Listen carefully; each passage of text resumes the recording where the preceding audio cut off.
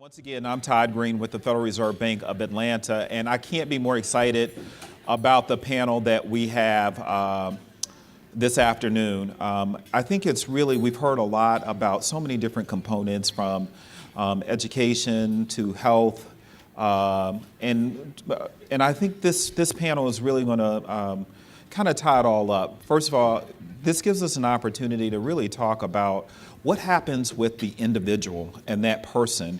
And I thought that Mike's comments around bringing it all together and issues around poverty, I think that was just such a great lead-in to what we're going to go over this afternoon. So let me just tell you a little bit about what we have planned this afternoon. I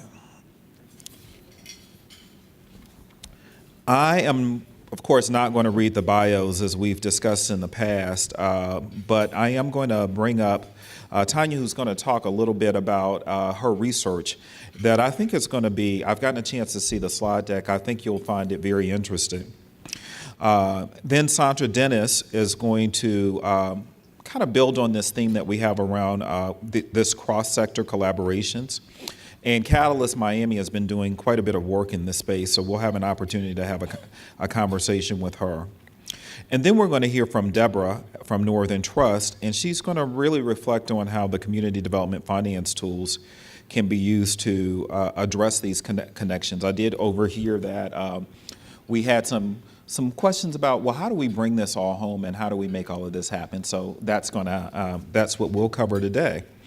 So I'd first like to maybe begin by turning it over to Tanya, and she has a presentation that she's going to share with you. Good afternoon. Thank you, Todd. Thank you, everyone, for sticking around after lunch. This is, like you said, we're going to bring it home. Hopefully, we can keep this interactive and energized. I work with the Center for Financial Services Innovation. And in some ways, you might think that we're the odd man out. We're kind of the nonprofit financial services research angle, but this is an issue that's really close to my heart. The collective impact model has always been one I've been really interested in. I've learned so much today, and hopefully our research can further this conversation and the action that all of you have shared so much about today. A few quick words about CFSI for those who don't know before I dive into the consumer research. For 14 years, we've been committed to this issue of sort of the vulnerable, financially struggling household and consumer in America. And about 3 or 4 years ago, we made a pretty drastic shift from thinking about the unbanked and underbanked to this idea of financial health. Obviously, that resonates with this group. It's a very outcomes-based approach. It is less about the activities and more about the behaviors that we want to see consumers begin to achieve with their finances. We have a research group that really is producing some of the most groundbreaking insights on where these folks are spending, borrowing, saving, planning. We use that insight in our consulting practice and in our thought leadership to really move the national conversation forward around consumer financial health, as well as help organizations build and design products, programs, and services for that population. In our name is the word innovation. We also have, since our origins, been investing in technology and how that can really be a tool to sort of catapult some of the impact that we'd like to see.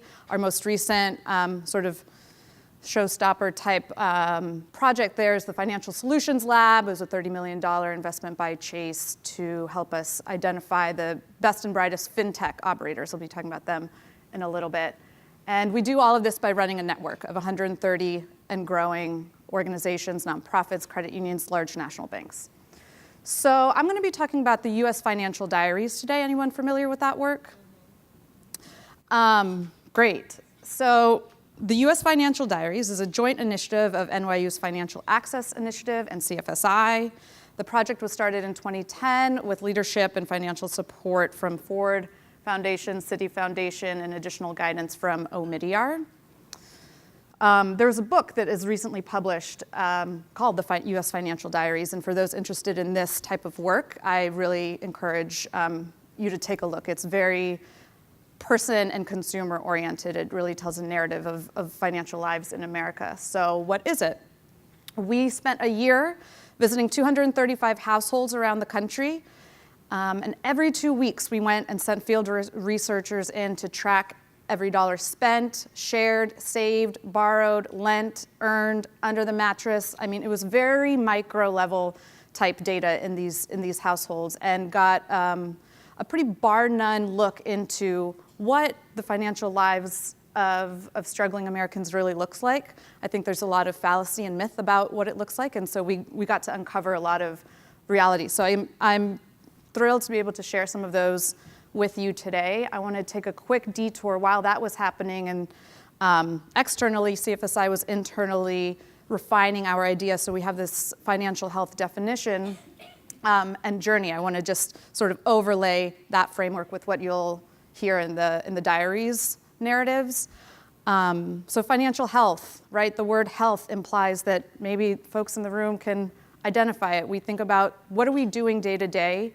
How are your daily financial management systems working in a way that then build resilience, help you in the financial sector sort of weather the unexpected expenses, the financial shocks that are inevitable in all of our lives, and ultimately achieve longer-term opportunity and stability. So hopefully that kind of mirrors how you think about other types of health, particularly physical.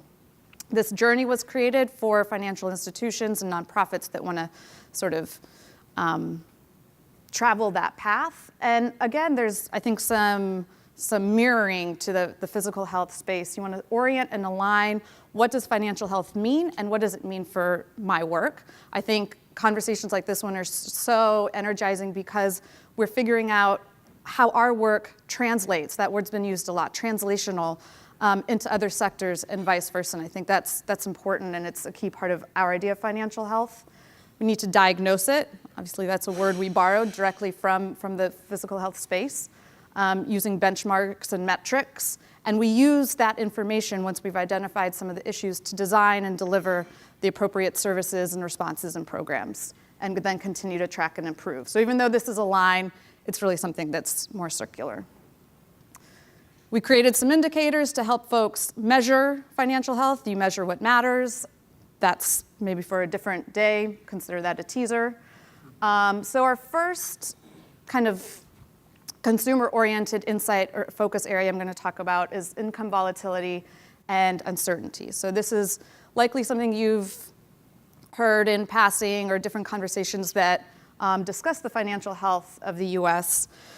Volatility is a big one. In the 235 households that we looked at, less than 2% of them had steady income and steady expenses over 12 months. So that's about 5 out of 235, so pretty negligible. The others faced, on average, 5 out of 12 months where there was an income spike or dip above 25% of the average. So it's about half the year. There's a lot of sort of uncertainty happening in their households. It's not just income that spikes, also expenses. Like I said, unexpected shocks happen. And I think for a long time, there was this idea that these shocks were infrequent and came on their own, a job loss or the car breaks down. But what we were finding was that it was much more often to be something small and something frequent and in conjunction with other bumps. So a kid breaks an arm, 2 weeks later, the roof leaks. Week after that, you get cut hours. So it's really this sort of exacerbation of mini bumps. And shocks sometimes is, I hesitate using that word because we know life is going to happen.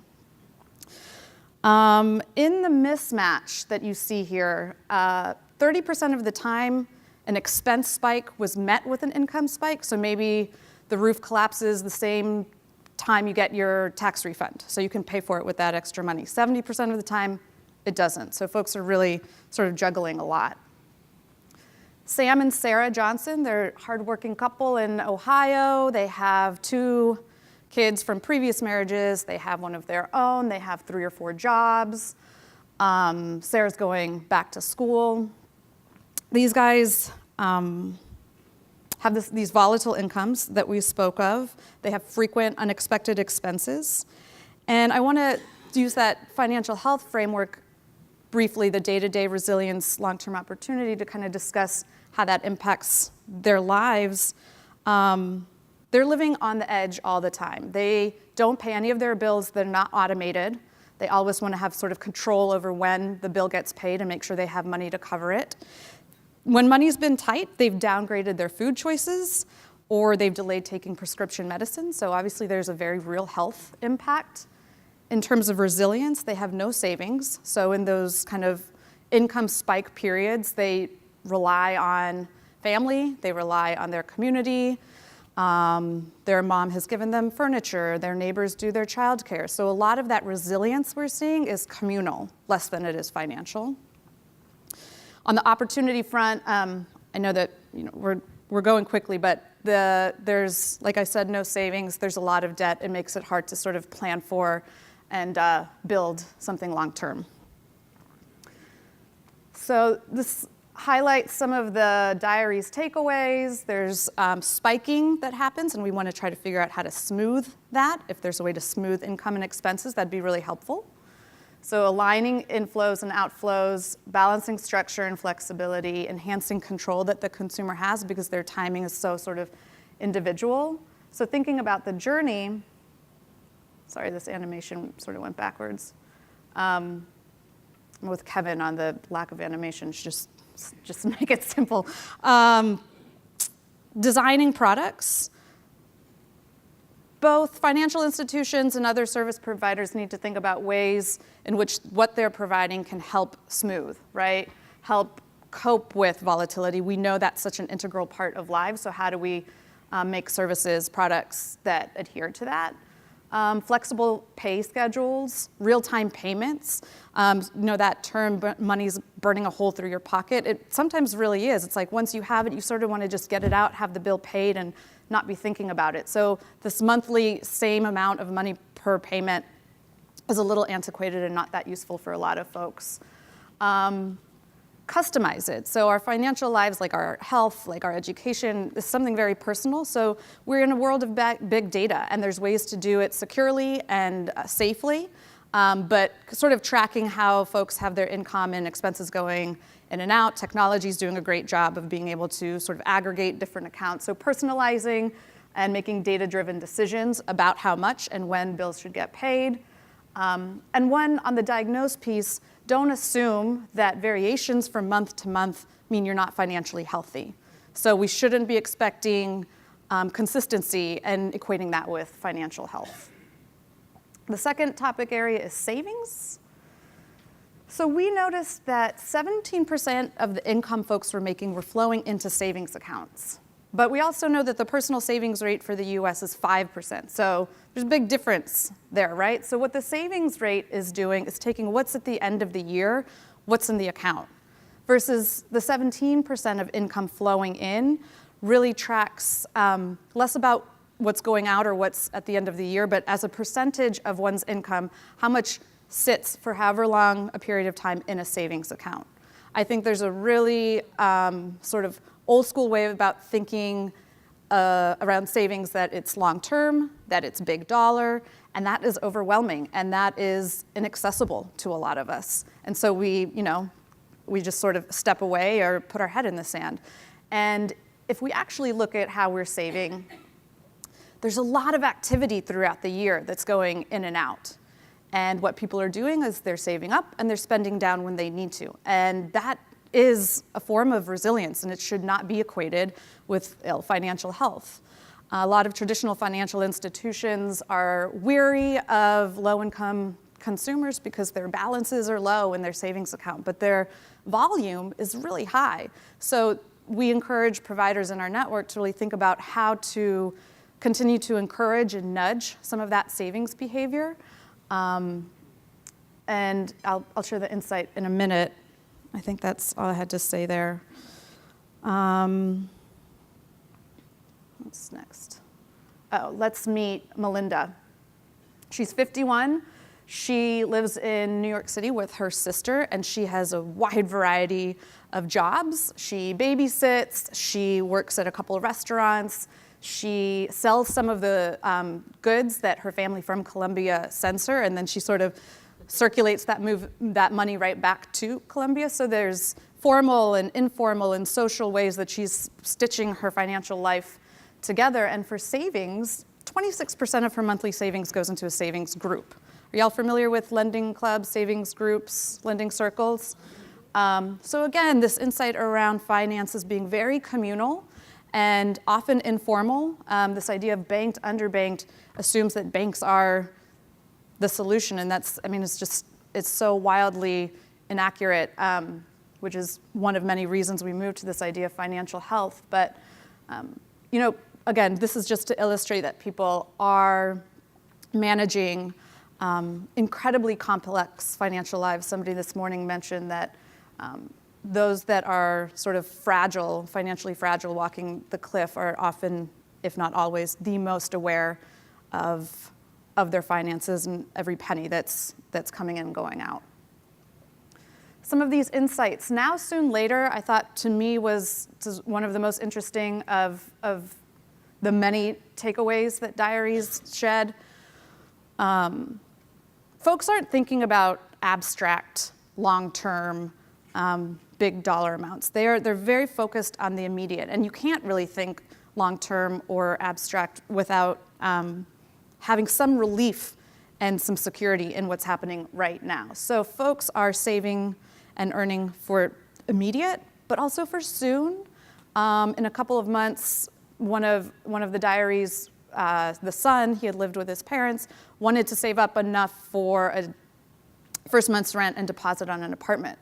So that wasn't a 12-month goal, it was a 2-month goal, and so he was really thinking about time in a much more abbreviated sense. And then later can mean 6 months, 12 months. We asked folks about non-retirement income. Many of our households did have retirement income that's sort of locked away and feels separate. But then they have their savings in either lending clubs or under the mattress or somewhere else. And we asked, when do you expect to spend that money? And the vast majority of them expect to spend it in the next 6 months, if not less. So time frames are really misaligned with this idea of sort of years and years, high, growth types of savings accounts. People are managing and creating other sort of vehicles for that. The weak commitments, I thought, was another interesting insight. People are more willing to use accounts that give them the freedom to withdraw for urgent reasons. So if you lock up my money and tell me it's secure and it's growing at this XY rate, that's less important to me than having access to it when I need it. So these are all insights we're hoping that providers can, here we go, with the animations. One, different time frames. So design products that there's no big barrier to entry. A lot of these minimum balance types accounts or fees or penalties for taking in and out aren't really suited for this population. Inclusive account opening and maintenance, allowing to withdraw funds for any reason at any time. Diagnosing, we sort of talked about this in the previous, but don't make assumptions about one's financial health based on traditional sort of concepts of savings. And in this case, don't make assumptions about financial health just because there's a low balance at one point in time. You really need to take a more holistic view of what's going in and what's coming out.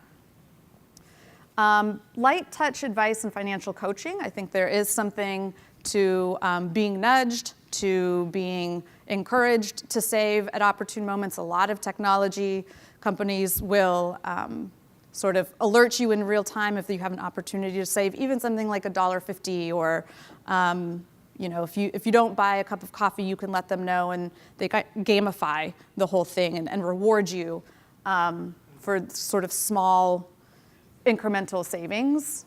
So really that kind of coaching, nudging piece and making it accessible and not overwhelming can be really important to savings. And finally, the borrowing and the sharing. So we found that borrowing from friends and family is the second most common form of borrowing after credit cards. This does not include overdrafts, which we know, unfortunately, a lot of consumers in this population use overdraft as a way to sort of cover them if they don't have the money themselves. It's an expensive form, but it works in a pinch. And borrowing from friends and family is not just a solution for those that don't have bank accounts. 90% of those who had an informal loan during the year also had a bank account or a checking account. So it's really a complement to formal banking and not a substitute, but it's a really important complement. I'm going to introduce you to Rita Douglas. She's 62. She lives outside of Cincinnati. She lives in a 2-bedroom apartment. She's on a fixed income. She doesn't make enough, if you just look at it in a 2-dimensional way, to really support herself, and most of her spending happens in the first half of the month. In that first half, let's call it 2 weeks, she regularly helps her relatives and friends. She opens her home, she cooks for them, she will offer the use of her credit card if someone's in a pinch. She buys cigarettes, alcohol, other types of recreational activities that I feel like a lot of people might judge that, but that's something that, we all need to get by.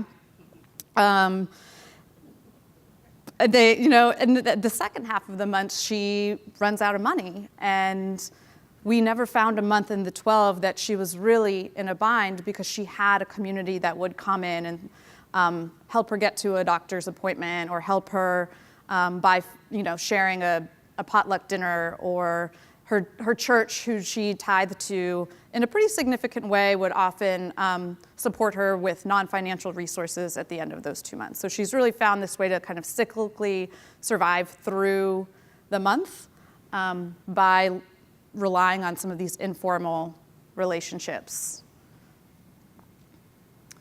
So as we think about borrowing and sharing, one really sort of obvious response is better underwriting. And what we mean by better is something that's more inclusive and something that is more expansive. So for example, these lending circles, there's an organization out of San Francisco, Mission Asset Fund, that's found a way to actually formalize and record the repayment behavior. A lot of these folks don't have access to traditional credit, which is often the most affordable outside of informal, assuming there's fair payments with your informal community. But these are not folks that are notoriously bad borrowers. They're just not set up with the right loan. It's not the wrong borrower, it's sort of the wrong loan. But there's ways to track one's propensity to repay that I think we should be looking at more broadly. I'd also say it includes use of alternative data. So I think this is something that many of you might be familiar with, but looking at the way other bills are paid, looking at other types of behavior that might encourage somebody to lend money. There's a little bit of navigation to do there, because we wouldn't want any information that a borrower or a lender looks at that would negatively impact. But there's a lot of exploration that can be done around alternative data. Better aligning borrowing and lending. This sort of goes back to a previous insight around, these rigid structures that require the same amount of money to be paid at the same time, over a long-term period. That just doesn't have the flexibility. It doesn't have the kind of control that's required for this population. Balanced structure and flexibility, we saw that before, enhancing control for the consumer, and acknowledging the power and intricacies of informal lending. This has been going on for decades, if not centuries, so I think formal institutions have a lot to learn from what's been working there. And provide high quality credit to those with an ability to repay. There's a lot of conversation happening right now, especially with some of the shifts at the CFPB about the payday issue. We know that that's an incredibly prevalent product, oftentimes predatory product. And so CFSI has put out a lot of thinking about how to mitigate some of that. We know that the need for credit is real. The options should be better and more affordable. And again, make it personal. I think there's a way to use data that's now sort of gathered and collected on all of us to create loans that are really customized for people. And just like anything else, the more something is catered to us, I think the more we'll be responsive to it. So I am getting the boot right now, but there's some information on the slides. I think we're going to share them. Again, you might think about CFSI, and CFSI, I think, has thought about CFSI for a long time as squarely in the financial space. And in the last 3 or 4 years, we've been working very intentionally to, what we call broaden our tent. And I've been leading a lot of that work. I've worked with community colleges, I've worked with housing. We're discovering and exploring the connection between physical and financial health. So again, I'm thrilled to be here. I hope this resonated with some of what you're seeing on the front lines and how some of these realities jive with and overlap with the work you're doing in your respective sectors.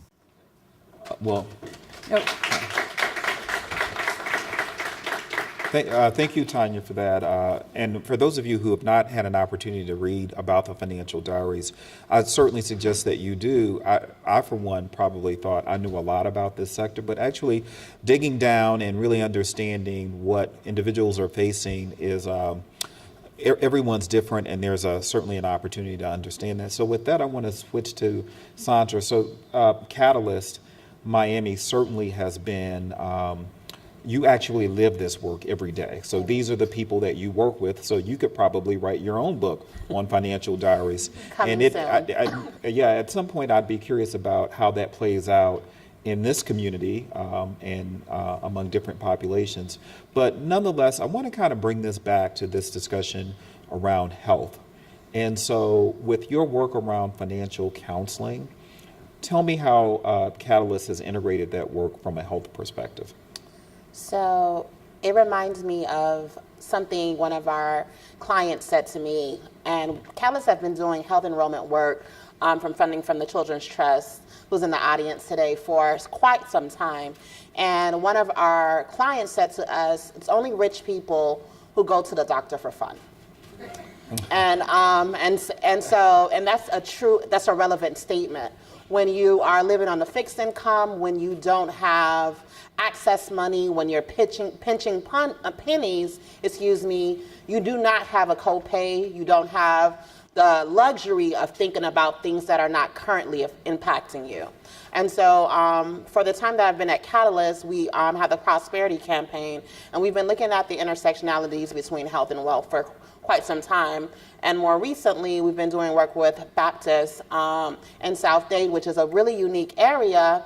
Homestead Hospital has a large self-pay client base. They come to the emergency room for primary care issues, knowing that they'll be seen. They don't have insurance. Florida didn't pass Medicaid expansion, and there's a migrant population, so a lot of them don't have access. They're not residents or not citizens, so they don't qualify for government programs. I mean, the issues are so many, but so they use our emergency room. And I will say our clients are some of the smartest people. They can work around a system. They can make their dollars stretch. You talk about making $1 out of 15 cents. They do it every day.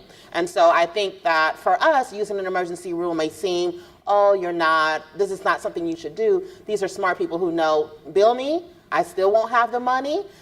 Bill me again, I still won't have the money. But they're looking at some ways to really, how can they get their needs met? And so back to the question, the work really is, we've been doing work with their follow-up care clinic. And their follow-up care clinic is really the clients' patients, or community members that we're talking about. These are frequent flyers to the emergency room. They come in all the time, and we've done kind of like wraparound services to them. And really it was trying to see whether or not they would qualify for any of public benefits, whether it be SNAP, food stamps, Medicaid. We're also a Affordable Care Act organization, so whether or not they'll qualify for ACA. And early on, we recognized that they want to talk about money. And so we started to do what's called a financial checkup. Let's talk about money. Let's see if we have any products, services. We have a lot of relationships with banks.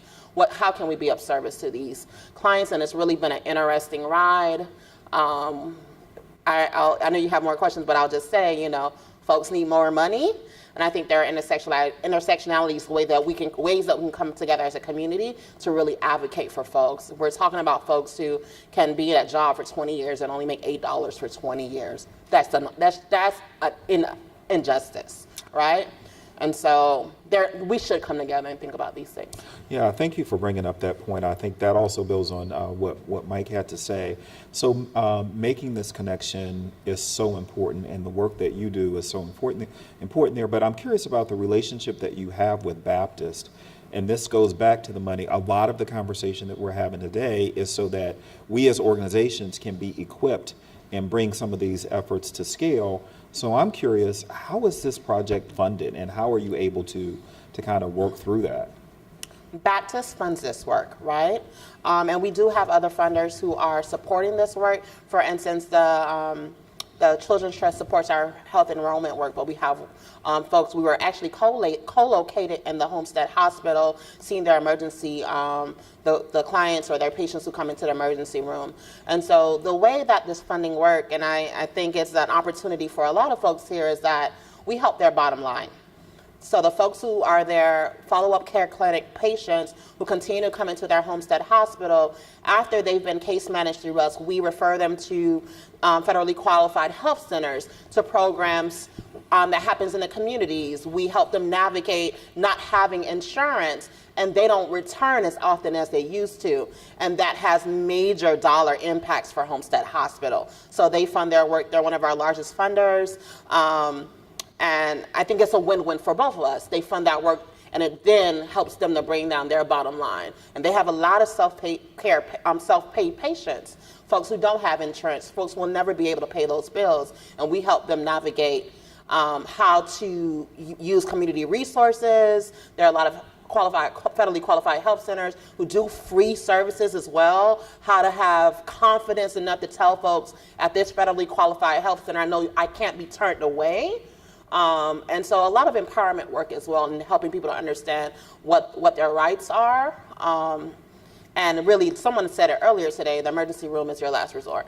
So I apologize, this question is not on my list of questions here. But so when we talk about scale and this program at Baptist, which helps their bottom line, so how do you view the barriers toward, or are there barriers toward, other hospital systems in the metro area, and to also kind of take this approach, and what have you heard from them? I mean, the barriers are, so Catalyst is an innovative organization. I mean, we will work around any issue that comes up, right? We'll figure it out. And so HR and bureaucracy of hospitals, I mean, I've been a nonprofit for so many years, and I mean, Gretchen has an idea, or I have an idea, funded or not funded, we'll try to make it happen. And there's rarely a time where Gretchen's like, actually, let's make our HR people look at it.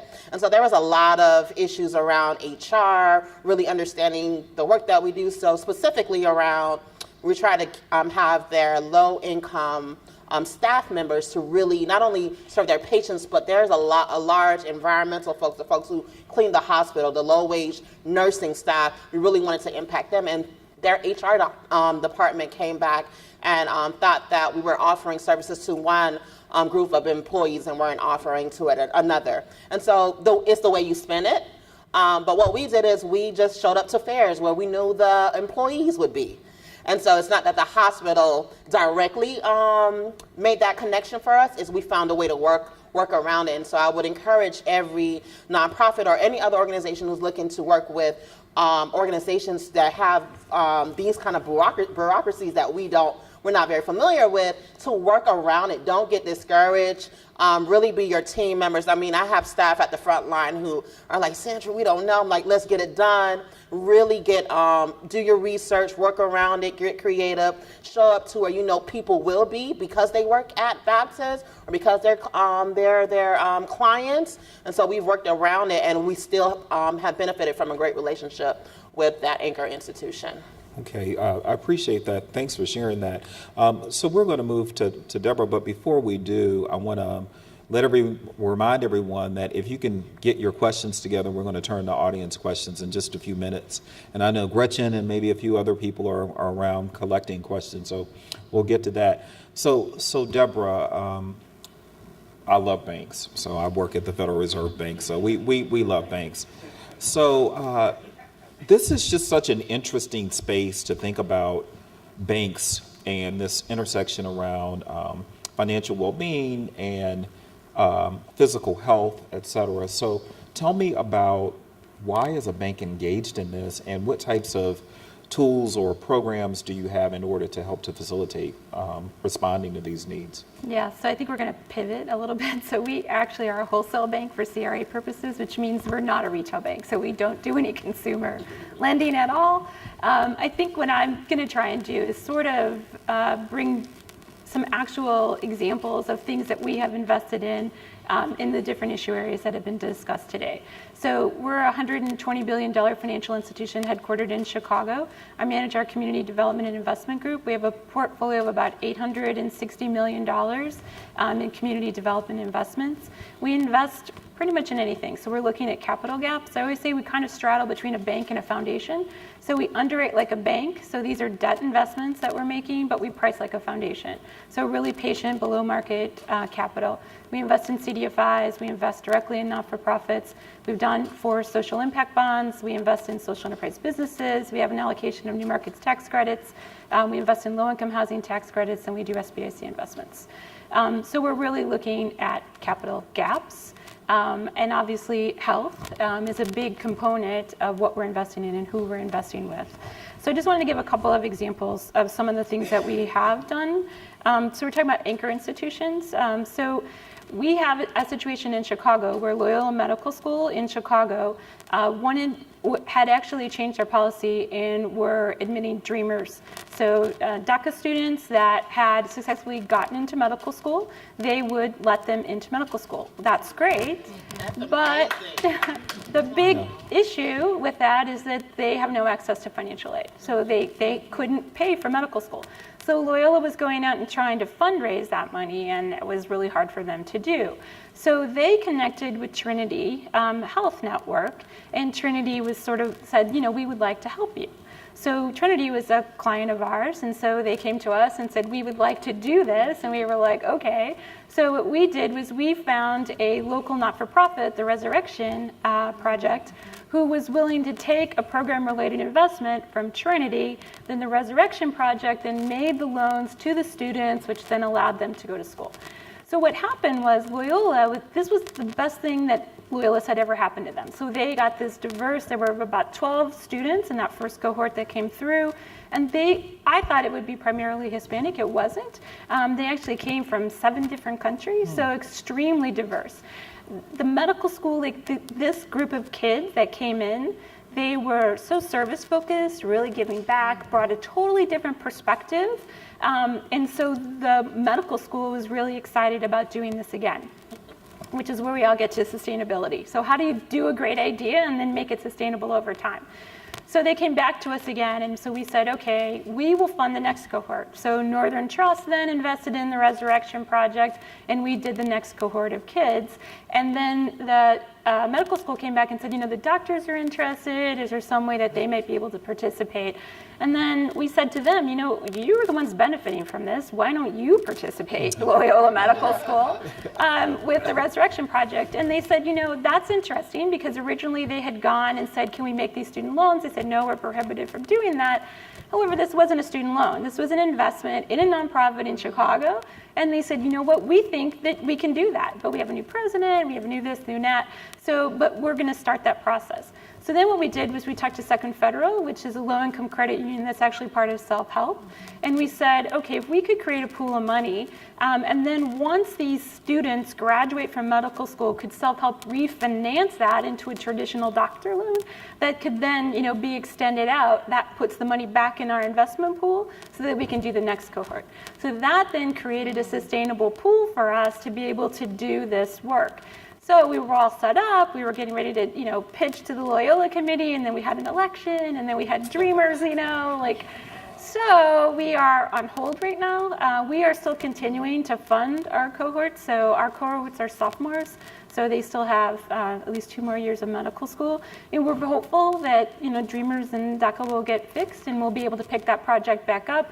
But for us, it was super exciting because it was the first time really in Chicago where we were seeing an anchor institution actually look at investing in a program with a nonprofit. But again, I think what it showed us is that it's not always just the pressure points for anchor institutions, but what's the benefit? What is it that they're really trying to get out, and just making sure you link those two together. And then I want to just go to housing. So for housing, we've done pay for success transactions. So we've actually done 4 pay for success. We did the Chicago pre-K transaction, we did the Denver homeless transaction, and then we did 2 in Salt Lake, recidivism and homeless, and recidivism and substance abuse. And right now we're in the process of underwriting our 5th transaction, which is a green and healthy homes initiatives. And the way that transaction is going to work is that we are actually going to be funding going in and looking at homes where asthmatic patients live, both adults and children. And then they are going to be addressing those issues in those homes. We are going to get paid back based upon avoidance of emergency room visits for those asthmatic patients over time. So the interesting thing about this one is 2 things. One is it's the Utah Health Network that's a payer, and they're actually accessing Medicaid dollars. So that's a first in this whole pay for success space, so that's exciting. And then the other is we're using actuary tables to determine whether or not we get paid. So if any of you know of anything about pay for success, a huge part of this are these randomized controlled trials and all of these other kind of evaluations. So this is super exciting that we might actually be able to put together transactions that come together more quickly, that can be more accessible so that we can actually use this tool going forward. And then we talked about education. That was another topic. So back to pay for success.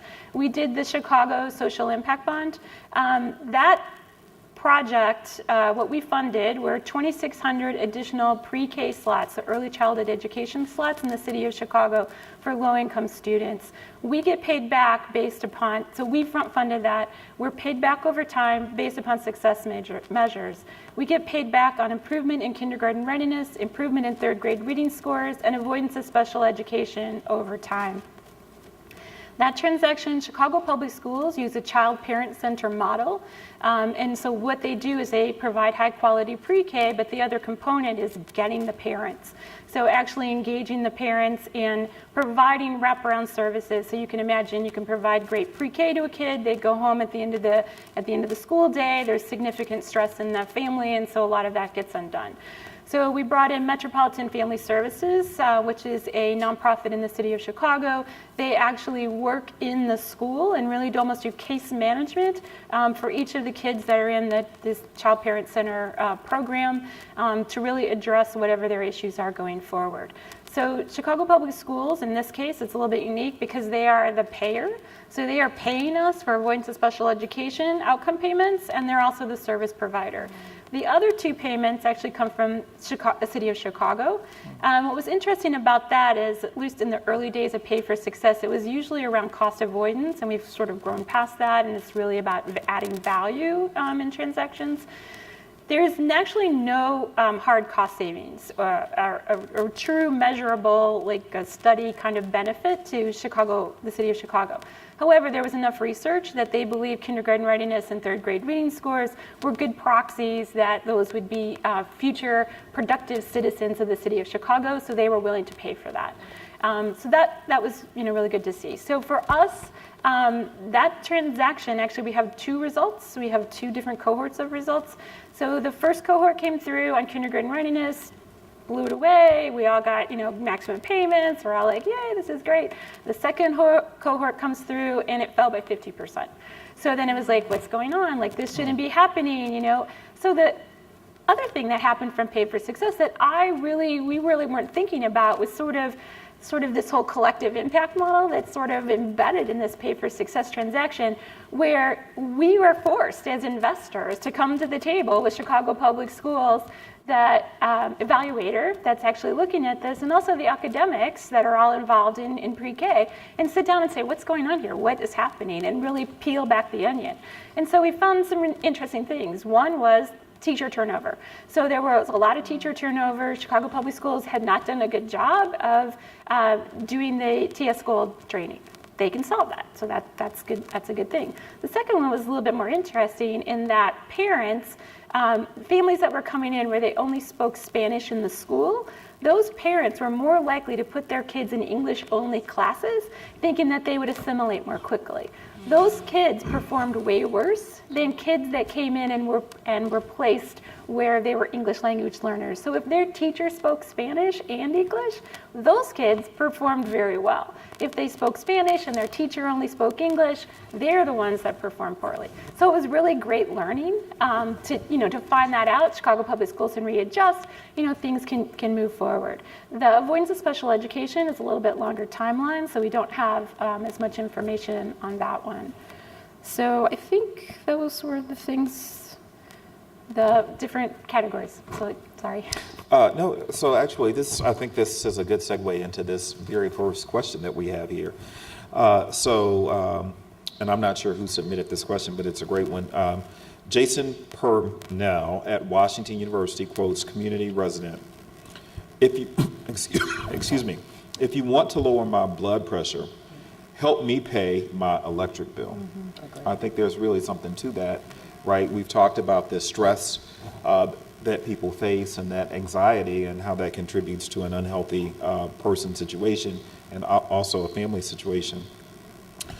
Can the panelists imagine a pay for success or a population health business model to pay for household financial health? Well, the hardest part about pay for success is identifying an end payer.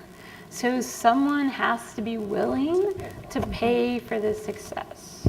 So I'm not sure who would be willing to pay for that.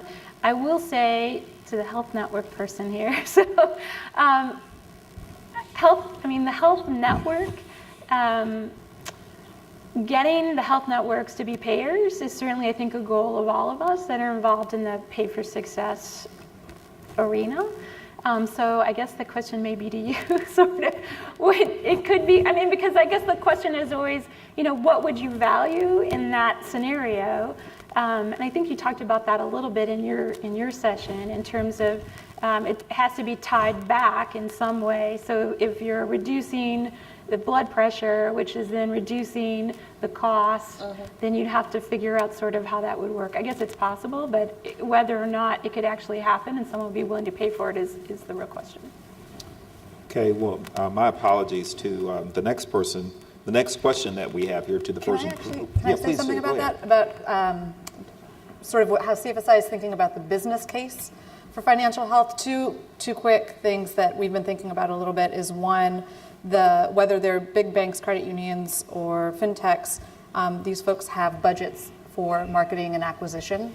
So if we think about a financially healthy customer being a loyal one that helps feed their sort of end game business model, they could sort of creatively become a payer in the pay for success using some of their budget that they have for acquiring or marketing or promotion. And then the second piece is collaborative in that we've been thinking about employee financial health a lot, and we do think there's a big role for employers to be playing in terms of being a payer in this scenario. There's massive amounts of cost savings with absenteeism and turnover and training, and if you have a financially healthy workforce, there's cost savings to be had. So I think there are some ways to create a business model around financial health. Well, I'm curious about that. I'll just like to add on to what you just said, because in addition to cost savings for employers, I think that's one model of looking at it. But I also would like to, maybe this is the days of Leave It to Beaver, but what about paternalistic employers who are just saying, I want to invest in this space because I'm interested in my employees being healthy because I care about them. So anyway, that's my own editorializing. Mm-hmm. I do want to transition to the next question, and this one will be really quick, and this has to do with the current environment that we face. This question is specifically about new markets tax credit, and might they be used for federally qualified health centers, and might that be a new approach? However, new markets tax credits and a lot of other financial tools are under, I don't want to say attack, but attack right now. And so I'm just curious about, are you worried as a panel about what might be happening with, so for example, we've seen there are likely going to be some changes that might be not necessarily in the best interest of low-income people around the Consumer Financial Protection Bureau. There are lots of programmatic opportunities that exist that we are uncertain about their future. So I'm curious about how you think about this discussion when we think about health and financial well-being. Are you concerned about that? And I love the fact that your bank is innovative, and at Catalyst you guys have been innovative too. But I'm assuming that this level of innovation is going to have to continue, and I'm curious about your perspectives around that. So I would just say you can use new markets tax credits for FQHCs, whoever asked that question. Yeah. It's used all the time for those. The other thing I would just throw out on new markets before we talk about the other part of this question. One of the other things that we did, we have an allocation of new markets tax credits, and they have been heavily used around real estate, but they don't have to be. They can also be used for operating businesses as well. And so we actually did a financing for purpose-built schools. I think someone earlier had showed a picture of Drew Charter School. And so what they had done was purpose-built schools is actually a startup business where they have taken the 3 worst performing schools in the city of Atlanta, and they're going to be using that Drew Charter School model to try to turn those schools around. And so we actually use our new markets tax credits as a funding mechanism for that startup business. And the new markets create equity in projects. In this case, it actually created a cash subsidy to that business. So about $2.3 million went back to purpose-built schools for them to run that program over time. So there are lots of ways to use new markets tax credits. FQHC is one, but there are many others that could also be used around health. Okay. So now back to your question, sorry. Well, we have run out of time, but please join me in thanking this great panel. Bringing it home. And so I think to turn it over to Gretchen, who's going to come up and begin to close this out.